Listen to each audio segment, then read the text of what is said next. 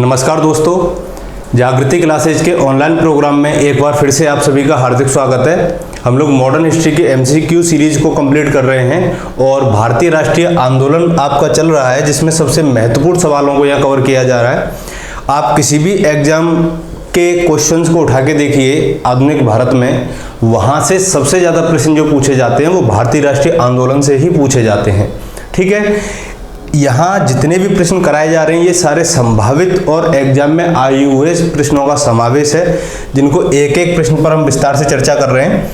एक सवाल जो आपको दिया गया था चलते चलते में, पहले हम उस प्रश्न पर चर्चा कर लेते हैं कि सविनय अवज्ञा आंदोलन के रूप में गांधी जी ने दांडी मार्च प्रारंभ किया था। यानी कि जब सविनय अवज्ञा आंदोलन प्रारंभ हुआ, यानी कि लाहौर अधिवेशन में सविनय अवज्ञा आंदोलन के लिए क्या किया गया, एक प्रस्ताव पारित किया गया था।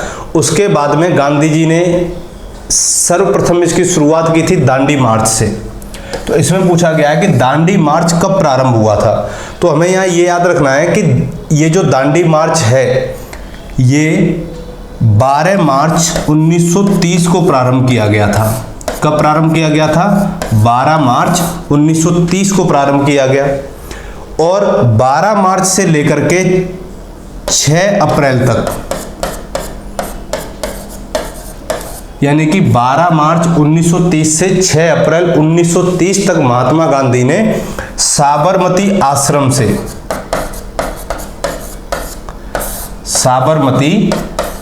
आश्रम से दांडी तक की पैदल यात्रा की थी और दांडी में पहुंचने के पश्चात ही उन्होंने 6 अप्रैल को हाथ में नमक लेकर के नमक कानून का उल्लंघन किया था या नमक कानून तोड़ा था।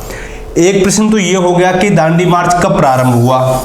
एक प्रश्न यहां से ये पूछा जाता है कि दांडी मार्च का समापन किस दिन हुआ या नमक कानून किस दिन तोड़ा गया। तो जिस दिन वहां पर दांडी में लोग पहुंचे 6 अप्रैल 1930 को गुजरात में समुद्र के किनारे, तो वहां पर 6 अप्रैल की डेट आती है। तो 6 अप्रैल 1930 को गांधी जी ने नमक कानून तोड़ा था। और ये जो यात्रा थी दांडी यात्रा या दांडी मार्च, वो साबरमती आश्रम गुजरात से अहमदाबाद से शुरू करके दांडी तक किया गया था। अब एक सवाल ये भी पूछ लिया जाता है कि ये जो यात्रा थी पैदल यात्रा, ये कितने मील की थी या कितने किलोमीटर की थी। तो मैं यहाँ दोनों चीज बता देता हूँ। अगर आपसे मील में पूछा जाए तो 240 मील पैदल यात्रा करके ही दांडी तक की यात्रा कंप्लीट हुई थी। अब 240 मील, ये तो मील में पूछ लिया, हो सकता है कि आपसे किलोमीटर में पूछ ले। अगर किलोमीटर में पूछता है तो आपको यहाँ लिखना है 390 किलोमीटर पैदल चल करके गांधी जी एवं उनके अनुयायियों ने दांडी मार्च किया था। यानी कि साबरमती आश्रम से लेकर के दांडी तक की जो यात्रा थी वो कितने किलोमीटर की थी? 390 किलोमीटर या 240 मील। क्लियर है यहाँ तक? 12 मार्च 1930 को यात्रा प्रारंभ हुई, 6 अप्रैल 1930 को इसका समापन हुआ और 6 अप्रैल को ही हाथ में नमक लेकर के नमक कानून का उल्लंघन किया गया। एक सवाल यह पूछा जाता है कि दांडी मार्च के समय गांधी जी के साथ उनके कितने अनुयायियों ने भाग लिया। तो कितने अनुयायियों ने भाग लिया ये चीज भी आप मेंशन कर लेना कि 78 अनुयायी साबरमती आश्रम से गांधी जी के साथ निकले थे और दांडी तक की उन्होंने यात्रा कंप्लीट की थी। ठीक है, तो अपने 78 अनुयायियों के साथ में प्रश्न कैसे बनता है कि गांधी जी ने दांडी मार्च के समय अपने कितने अनुयायियों के साथ में मिलकर के दांडी मार्च को प्रारंभ किया था। तो कितने हैं? 78, 78। क्लियर है यहाँ तक? अब हमारा प्रश्न क्या था कि गांधी जी ने दांडी मार्च प्रारंभ किया था कब। तो अब आपको मालूम चल गया कि 12 मार्च 1930 को गांधी जी ने क्या किया था? दांडी मार्च प्रारंभ किया था। और दांडी मार्च कब समाप्त हुआ था? 6 अप्रैल 1930 को। तो इस प्रकार इस प्रश्न का जो राइट आंसर होगा वो क्या हो जाएगा? 12 मार्च 1930। आगे बढ़े। आज का पहला सवाल है अपना कि नमक सत्याग्रह के समय गांधी जी के गिरफ्तार हो जाने के बाद आंदोलन के नेता के रूप में उनका स्थान किसने लिया था। ठीक है, तो देखिए नमक कानून का जब गांधी जी ने उल्लंघन किया था तो उस समय गांधी जी की गिरफ्तारी हुई, लेकिन सविनय अवज्ञा आंदोलन चलना था या नमक सत्याग्रह को आगे बढ़ाना था, तो गांधी जी की अनुपस्थिति में नमक सत्याग्रह का नेतृत्व किसने किया था, सवाल पूछा गया ये। ऑप्शन ए अब्बास तैयब जी, अबुल कलाम आजाद, जवाहरलाल नेहरू या वल्लभ भाई पटेल। तो दोस्तों देखिए, सोलापुर में गांधी जी की गिरफ्तारी हुई थी महाराष्ट्र में, और सोलापुर में उनकी गिरफ्तारी के बाद में क्या हुआ कि इस आंदोलन का जो नेतृत्व किया था वो किया था अब्बास तैयब जी ने। ये इंपॉर्टेंट क्वेश्चन है, ठीक है, इसको याद रखना कि सविनय अवज्ञा आंदोलन में गांधी जी के गिरफ्तारी के बाद में उसका नेतृत्व किसने किया था, या नमक सत्याग्रह के समय गांधी जी की गिरफ्तारी के बाद में, दोनों तरफ से पूछा जा सकता है, क्योंकि सविनय अवज्ञा आंदोलन का प्रारंभिक कार्य क्या था, नमक कानून का उल्लंघन करना। तो इस तरीके से हमारा इस प्रश्न का राइट आंसर क्या होगा, अब्बास तैयब जी। अगले प्रश्न पर आते हैं, यह भी बहुत इंपॉर्टेंट क्वेश्चन है।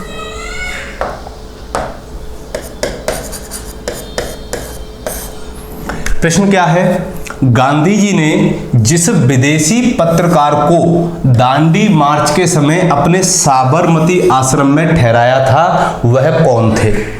Option A Richard Gregg, option B Webb Miller, option C Kirby Page, option D Louis Fisher.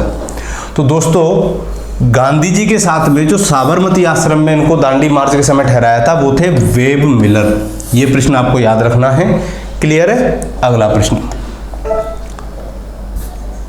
जो फैक्चुअल सवाल है उनमें कुछ समझाने का नहीं है, जहां समझाने का है मैं आपको वहां सारी चीजें क्लियर करूंगा एक एक करके। अगला प्रश्न है कि इनमें से किसने अप्रैल 1930 में नमक कानून तोड़ने के लिए तंजौर तट, दोस्तों जो तंजौर तट है ये तमिलनाडु में है तंजौर का तट, और यहां पर एक अभियान संगठित किया गया था, वो किसके द्वारा तैयार किया गया था? गांधी जी ने गुजरात के तट पर किया। अब इनमें से ऐसा कौन सा व्यक्ति था जिसने तंजौर तट पर, और तंजौर कहां आता है आपका? तमिलनाडु में। तो देखिए मैं उनका नाम बताता हूं कि सी राजगोपालाचारी थे, जिन्होंने तंजौर तट पर अप्रैल 1930 में नमक कानून का उल्लंघन किया था। इन्होंने अपनी जो यात्रा प्रारंभ की थी वो तिरुचिरापल्ली से लेकर के, कई बार इनकी यात्रा पूछ ली जाती है कि सी राजगोपालाचारी ने नमक सत्याग्रह के दौरान अपनी यात्रा कहां से प्रारंभ की थी? तो तिरुचिरापल्ली से वेदारण्यम, कहां तक? तिरुचिरापल्ली से वेदारण्यम तक की इन्होंने अपनी यात्रा प्रारंभ की थी, और तंजौर तट पर अप्रैल 1930 में इन्होंने नमक कानून का उल्लंघन किया था। तो इस तरीके से इस प्रश्न का जो राइट आंसर होगा वो क्या हो जाएगा आपका? सी राजगोपालाचारी। क्लियर है? इसके बाद में जब इन्होंने नमक कानून का उल्लंघन किया तो 30 अप्रैल को इनको गिरफ्तार कर लिया गया था। क्या कर लिया गया था? 30 अप्रैल को इनकी गिरफ्तारी हो गई थी नमक कानून के उल्लंघन में। ये प्रश्न भी आपको याद रखना है। अगला पॉइंट, अगला प्रश्न है, ज्यादा खास नहीं है। आचार्य विनोबा भावे किस आंदोलन में प्रथम बार गिरफ्तार हुए थे? आचार्य विनोबा भावे किस आंदोलन में प्रथम बार गिरफ्तार हुए थे? तो सीधा सा आंसर है इसका सविनय अवज्ञा आंदोलन में या नमक सत्याग्रह में। क्लियर है? तो पहली बार इनकी गिरफ्तारी हुई थी, इसीलिए ये प्रश्न इंपॉर्टेंट बन जाता है। और गांधी जी के सबसे सहयोगी व्यक्तियों में विनोबा भावे का नाम आता है, तो इसलिए इनकी पहली गिरफ्तारी हुई थी सविनय अवज्ञा आंदोलन में। उसके बाद में 1940 में जब 39-40 में जब वैयक्तिक सत्याग्रह प्रारंभ किया गया कि एक व्यक्ति जाएगा और अपनी गिरफ्तारी देगा सरकार को, वो वैयक्तिक सत्याग्रह प्रारंभ किया गया था द्वितीय विश्व युद्ध के समय पर, जब भारत को बिना उसकी अनुमति के द्वितीय विश्व युद्ध में शामिल कर लिया गया था। उस समय भी पहले सत्याग्रही के तौर पर आचार्य विनोबा भावे ही थे जिन्होंने सबसे पहले वैयक्तिक सत्याग्रह में अपनी गिरफ्तारी दी थी। ठीक है, तो ये प्रश्न आपको याद रखना है कि सविनय अवज्ञा आंदोलन के दौरान ये प्रथम बार गिरफ्तार हुए थे। अगला प्रश्न, सविनय अवज्ञा आंदोलन की असफलता के बाद गांधी जी ने किसको महत्व दिया था? अब देखिए, सविनय अवज्ञा आंदोलन में जब ज़्यादातर नेताओं की गिरफ्तारी हो चुकी थी तो धीरे धीरे लोगों ने भी इस आंदोलन में रुचि लेना बंद कर दिया था। तो इस तरीके से ये आंदोलन असफल होता दिखाई दे रहा था। तो गांधी जी ने सविनय अवज्ञा आंदोलन जब असफल होता दिखाई दिया तो उन्होंने रचनात्मक कार्यक्रमों को बढ़ावा दिया। रचनात्मक कार्यक्रमों का मतलब है कि इनके साथ में जब गांधी जी का एक समझौता हुआ था अंबेडकर के साथ, जिसे हम पूना पैक्ट के नाम से जानते हैं, ठीक है। पूना पैक्ट में क्या किया गया था कि गांधी जी और कांग्रेस की तरफ से गांधी जी थे और दलितों की तरफ से अंबेडकर थे, इनके बीच में समझौता हुआ। अंबेडकर दलित वर्ग के लिए पृथक निर्वाचक मंडल की मांग कर रहे थे। गांधी जी ने उनको समझाया, तब पूना पैक्ट में अंग्रेजों के पृथक निर्वाचक मंडल की मांग को क्या कर लिया गया, छोड़ दिया गया या अस्वीकार कर दिया गया। अंबेडकर भी इस बात पर सहमत हो गए। लेकिन अछूतों के लिए जो पृथक निर्वाचक मंडल की बात की गई थी वो की गई थी दोस्तों गोलमेज सम्मेलन में। तो गोलमेज सम्मेलन हमारा जो दूसरा गोलमेज सम्मेलन था जिसमें गांधी जी ने भाग लिया था, वो इसी बात पर असफल रहा था क्योंकि वहां पर जातिगत आधार पर या सांप्रदायिक प्रतिनिधित्व के आधार पर निर्वाचक मंडल की मांग की गई थी, ठीक है। तो इस प्रकार रचनात्मक कार्यक्रमों को कैसे, अब ये गांधी जी क्या हुआ कि सीधे तौर पर किससे जुड़ गए, समाज से जुड़े। समाज से कैसे जुड़े कि इन्होंने 1934 में क्या कर दिया, कांग्रेस से इस्तीफा दे दिया, ठीक है। 1934 में जब कांग्रेस से इस्तीफा दे दिया तो इन्होंने 1932 में, इससे पहले क्या किया था, एक अखिल भारतीय छुआछूत विरोधी लीग की स्थापना की थी हरिजन उत्थान के लिए।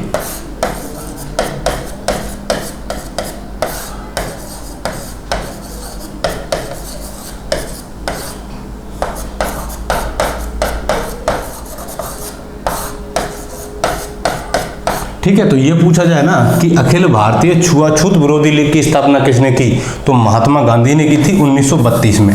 और 1934 में इन्होंने कांग्रेस से इस्तीफा दे दिया था और इसके बाद में इस अखिल भारतीय छुआछूत विरोधी लीग के बारे में एक पत्रिका निकलती थी उस समय, एक हरिजन नामक पत्रिका गांधी जी ने 1932 में निकाली थी, जो कि एक साप्ताहिक पत्र था। ये प्रश्न भी एक बार एग्जाम में पूछा गया कि हरिजन पत्रिका किससे संबंधित है, तो गांधी जी से संबंधित है। और हरिजनों को या जो अछूत वर्ग के लोग हैं उनको समाज में बराबरी का दर्जा देने के लिए गांधी जी ने रचनात्मक कार्यक्रमों में भाग लेना शुरू कर दिया था। तो इस प्रश्न का जो उत्तर होगा वो हमारा ऑप्शन ए हो जाएगा, ठीक है। अगला सवाल है, गांधी इरविन समझौता हुआ मुख्य रूप से, यानी कि जब गांधी जी को गिरफ्तार कर लिया गया उसके बाद में जो गांधी इरविन समझौता हुआ, उस समय के जो वायसराय थे भारत में वो लॉर्ड इरविन थे। तो इरविन और गांधी के मध्य में जो समझौता हुआ उसे गांधी समझौता कहते हैं। इसका एक और नाम है, इसको दिल्ली समझौता के नाम से भी जाना जाता है। क्या कहा जाता है, दिल्ली समझौता, क्योंकि दिल्ली में ये समझौता हुआ था। तो गांधी जी को इसी समझौते में आने के लिए सविनय अवज्ञा आंदोलन में जब गिरफ्तार किया गया था तो उसके बाद उनको रिहा कर दिया गया था ताकि वो गांधी इरविन समझौते में भाग ले सकें। इसमें पूछा गया है कि गांधी इरविन समझौता मुख्य रूप से क्यों हुआ था। तो सबसे पहले तो ये जान लेते हैं कि समझौता हुआ कब था। 5 मार्च 1931 कब हुआ था, 5 मार्च 1931 को गांधी जी और भारत के वायसराय लॉर्ड इरविन के मध्य एक समझौता हुआ। लेकिन क्यों हुआ, ऑप्शन ए, गोलमेज सम्मेलन में कांग्रेस की भागीदारी सहज करने के लिए, सविनय अवज्ञा आंदोलन समाप्त करने के लिए, गांधी द्वारा किया गया आमरण अनशन तोड़ने के लिए, या नमक पर कर समाप्त करने के लिए। तो दोस्तों इंग्लैंड में भारत के प्रतिनिधियों के साथ में और इंग्लैंड के प्रतिनिधियों के साथ में एक सम्मेलन आयोजित किया गया था जिसे गोलमेज सम्मेलन के नाम से जाना जाता है। गोलमेज सम्मेलन 1930 में प्रारंभ हो चुके थे, लेकिन कांग्रेस की तरफ से किसी ने भी प्रथम गोलमेज सम्मेलन में भाग नहीं लिया था। तो अंग्रेज चाहते थे कि कांग्रेस भी गोलमेज सम्मेलन में भाग ले और इसी गोलमेज सम्मेलन में कांग्रेस की भागीदारी सुनिश्चित करने के लिए गांधी जी को जेल से रिहा किया गया और यहीं पर गांधी इरविन समझौता हुआ ताकि गांधी जी इंग्लैंड जाकर, लंदन जाकर इस सम्मेलन में भाग ले सकें। तो इस तरीके से हमारा कौन सा प्रश्न सही, आंसर सही होगा? Option A. दूसरी चीज याद रखना कि ये वही समझौता है जिसमें लॉर्ड इरविन ने महात्मा गांधी से कहा था कि अगर आप हस्ताक्षर कर दें तो हम सुखदेव, राजगुरु और शहीद भगत सिंह की जो फांसी है उसको टाल सकते हैं। ये उनकी एक दूरदर्शी सोच थी, क्योंकि अगर कांग्रेस के प्रतिनिधि के तौर पर गांधी जी उस समय हस्ताक्षर कर देते तो शायद उनकी फांसी टल जाती, लेकिन बाद में कांग्रेस को एक सांप्रदायिक संस्था बता करके उसका अस्तित्व ही समाप्त कर दिया जाता और बहुत बड़े आंदोलन से या बहुत बड़े नेतृत्व से उस समय देश वंचित हो जाता। इसलिए गांधी जी ने उस समय के उनकी फांसी के फैसले पर हस्ताक्षर नहीं किए थे, तभी उनको फांसी दी गई थी 23 मार्च 1931 को। ठीक है, चलिए अगला प्रश्न।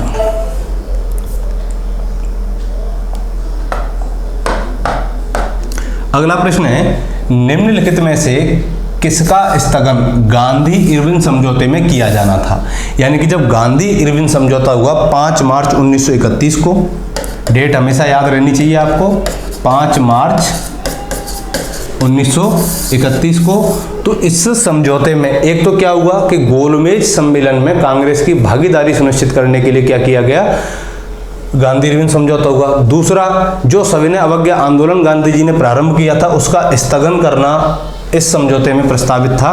तो इस तरीके से इस प्रश्न का जो राइट आंसर होगा वो क्या हो जाएगा? सविनय अवज्ञा आंदोलन का स्थगन करना। ठीक है, अगला प्रश्न।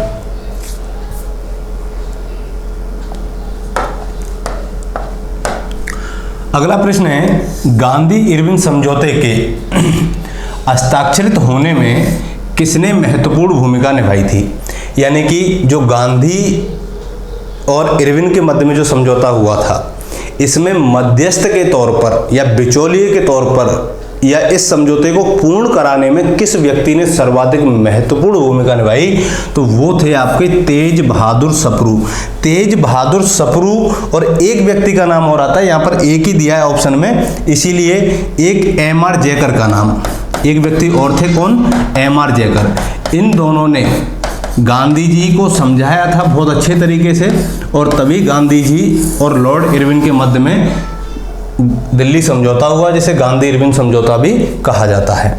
ठीक है, तो मध्यस्थ की भूमिका किसने निभाई थी? तेज बहादुर सप्रू ने। इस प्रश्न के अकॉर्डिंग अगर एम.आर. जयकर आंसर में होते तो वो भी हो जाते। तो जब इन्होंने मध्यस्थ की भूमिका निभाई तो गांधी जी को कब रिहा कर दिया गया था? 26 जनवरी 1931 को उनको रिहा किया गया, और जब जनवरी में उनको रिहा किया गया तो 5 मार्च 1931 को क्या हुआ? गांधी इरविन समझौता हुआ।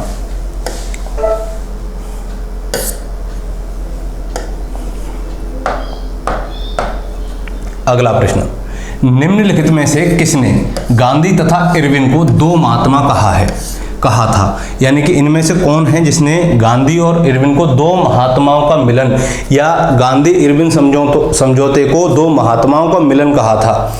यहां पर प्रश्न है कि गांधी और इरविन को दो महात्मा किसने कहा था? तो इस प्रश्न का जो राइट आंसर है वो है सरोजिनी नायडू।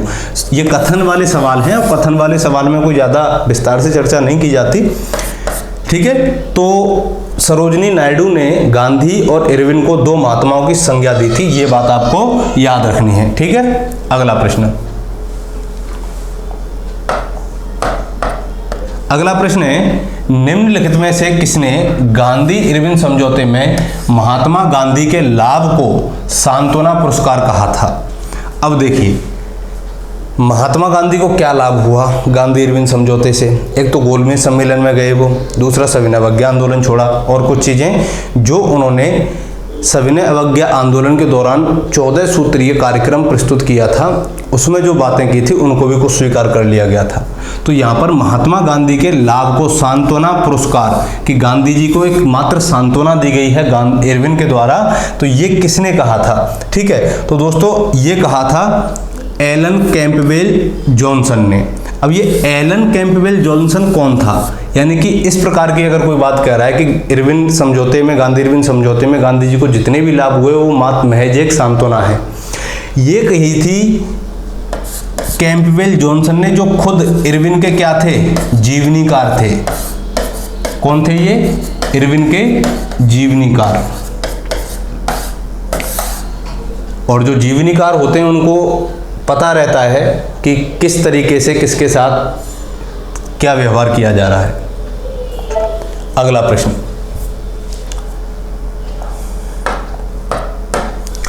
निम्नलिखित में से किसने भारतीय राष्ट्रीय कांग्रेस के कराची अधिवेशन की अध्यक्षता की थी। अब कराची अधिवेशन की बात आ रही है। Option A Jawaharlal Nehru, option B Sengupta साहब, option C Subhash Chandra Bose, option D Vallabh Bhai Patel. अब हमें इसमें से बताना है कि कराची अधिवेशन, तो कराची अधिवेशन हुआ था 1931 में, और 1931 में ये कराची अधिवेशन जब हुआ तो इसके अध्यक्ष थे सरदार वल्लभ भाई पटेल। कौन थे अध्यक्ष, वल्लभ भाई पटेल। इससे पहले लाहौर अधिवेशन हुआ था जिसमें पूर्ण स्वराज को लक्ष्य रखा गया था। ये वही कराची अधिवेशन है जिसमें मूल अधिकार यानी कि संवैधानिक खाका और आर्थिक कार्यक्रमों से संबंधित प्रस्ताव पारित किए गए थे। तो इस प्रकार इस प्रश्न का जो राइट आंसर होगा वो क्या होगा, वल्लभ भाई पटेल। एक बात आपको और याद रखनी है यहाँ पर, इसी अधिवेशन में कांग्रेस के कुछ प्रतिनिधियों ने महात्मा गांधी का पुरजोर विरोध किया था, और उसके प्रत्युत्तर में गांधी जी ने कहा था कि गांधी मर सकता है, गांधीवाद नहीं। तो ये कथन किसका है अगर पूछा जाए तो महात्मा गांधी का है। और ये कथन कब कहा था उन्होंने, कराची अधिवेशन के दौरान। मैं लिख देता हूं यहां पर कि गांधी मर सकता है,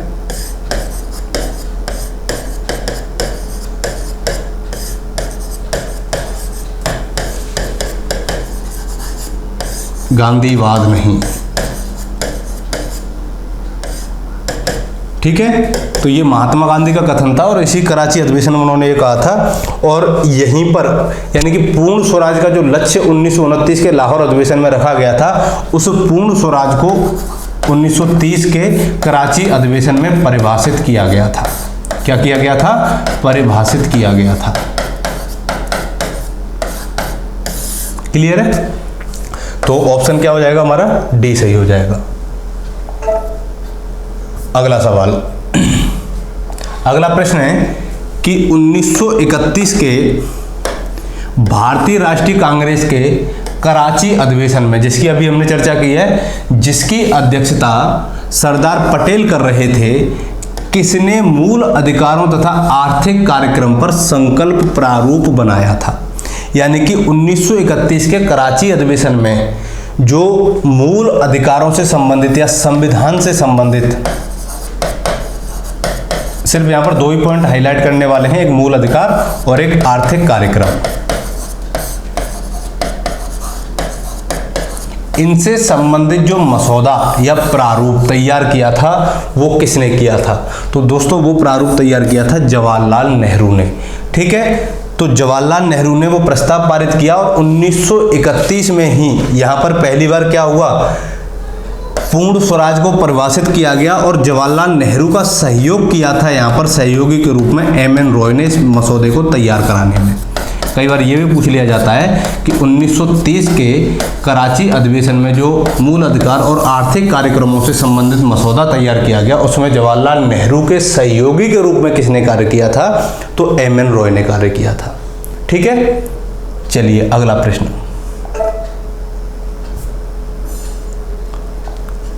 ये इंपॉर्टेंट प्रश्न है। ठीक है, निम्नलिखित में से किसने भारतीय राष्ट्रीय कांग्रेस के कराची अधिवेशन को महात्मा गांधी की लोकप्रियता और सम्मान की पराकाष्ठा माना है। यानी कि जब गांधी जी ने कराची अधिवेशन में कहा कि गांधी मर सकता है, गांधीवाद नहीं, तो इस बात को सुभाष चंद्र बोस ने ही महात्मा गांधी की लोकप्रियता और सम्मान की पराकाष्ठा माना था। ठीक है, बहुत इंपॉर्टेंट क्वेश्चन है ये, याद रखना है यहां पर। दो महात्मा किसने कहा, सरोजिनी नायडू ने। सुभाष चंद्र बोस ने क्या कहा कि कराची अधिवेशन में महात्मा गांधी की लोकप्रियता और सम्मान की पराकाष्ठा। ठीक है, अगला प्रश्न, अगला प्रश्न है, निम्नलिखित में से किस भारतीय नेता ने लंदन में प्रथम गोलमेज सम्मेलन में भाग लिया था? यानी कि जो गोलमेज सम्मेलन हुआ था नवंबर 1930 में, प्रथम गोलमेज सम्मेलन हुआ था। ठीक है, वैसे हमारे 3 गोलमेज सम्मेलन हुए थे जो 32 तक चले थे। तो प्रथम गोलमेज सम्मेलन में इनमें से किसने भाग लिया था? तो देखिए, मौलाना मोहम्मद अली, अबुल कलाम आज़ाद, महात्मा गांधी, जवाहरलाल नेहरू। अब हमें इनमें से ये देखना है कि कौन तो कांग्रेस का है और कौन कांग्रेस का नहीं है। तो दोस्तों, अबुल कलाम आज़ाद ये कांग्रेस के हैं, महात्मा गांधी कांग्रेस के हैं, जवाहरलाल नेहरू कांग्रेस के हैं। इस प्रश्न को हम ऐसे हल कर सकते हैं कि कांग्रेस के प्रतिनिधि मंडल ने या कांग्रेस ने पहले गोलमेज सम्मेलन में भाग नहीं लिया था। तो ये तीनों कांग्रेस के हैं, तो हमारा आंसर क्या हो जाएगा? मौलाना मोहम्मद अली हो जाएगा। ठीक है, मौलाना मोहम्मद अली के अलावा यहाँ पर तेज बहादुर सप्रू ने भी भाग लिया था, श्रीनिवास शास्त्री ने भी भाग लिया था, उनके अलावा मोहम्मद अली हो गए, मोहम्मद शफी, आगा खान, फजलुल हक, मोहम्मद अली जिन्ना, इन सभी लोगों ने यहाँ पर भाग लिया था। और एक व्यक्ति का नाम आता है भीमराव अंबेडकर। ये बहुत इंपॉर्टेंट क्वेश्चन बन जाता है कि भीमराव अंबेडकर एक ऐसे व्यक्ति थे जिन्होंने लंदन में तीनों गोलमेज सम्मेलनों में भाग लिया था। ठीक है, तो ये एकमात्र ऐसे व्यक्ति थे जिन्होंने तीनों गोलमेज सम्मेलनों में भाग लिया था। क्लियर है? चलिए अगला प्रश्न, प्रथम गोलमेज सम्मेलन के बारे में निम्नलिखित में से कौन एक सही नहीं है? यानी कि जो पहला गोलमेज सम्मेलन हुआ उसमें से क्या सही नहीं है? पहला, यह 1930 में आयोजित हुआ था। हमें मालूम है कि यह नवंबर 1930 में आयोजित हुआ था, तो यह कथन सही है। दूसरा, इसे साइमन आयोग की रिपोर्ट पर चर्चा करनी थी, यह भी सही है। दूसरा, इसका आयोजन लंदन में हुआ, यह भी सही है। तीसरा, इसमें कांग्रेस के प्रतिनिधि मंडल ने भाग लिया था, तो यही सही नहीं है दोस्तों। ठीक है, तो इसमें क्या पूछा है कि प्रथम गोलमेज सम्मेलन के बारे में कौन सा एक कथन सही नहीं है? तो ऑप्शन डी हो जाएगा, क्योंकि पहले गोलमेज सम्मेलन में कांग्रेस ने भाग नहीं लिया था। तो कांग्रेस फिर कौन से गोलमेज सम्मेलन में शामिल हुई थी? कांग्रेस शामिल हुई थी द्वितीय गोलमेज सम्मेलन में। ठीक है, और कांग्रेस का प्रतिनिधित्व किया था महात्मा गांधी ने। अगला सवाल, अब एक सवाल आप लोगों के लिए है कि द्वितीय गोलमेज सम्मेलन में कांग्रेस का प्रतिनिधित्व किसने किया था? Option A Jawaharlal Nehru, Motilal Nehru, Abul Kalam Azad, Mahatma Gandhi. तो जल्दी से अपने प्रश्न कमेंट बॉक्स में इसका आंसर भेजें। तब तक के लिए मस्त रहिए। थैंक यू, धन्यवाद।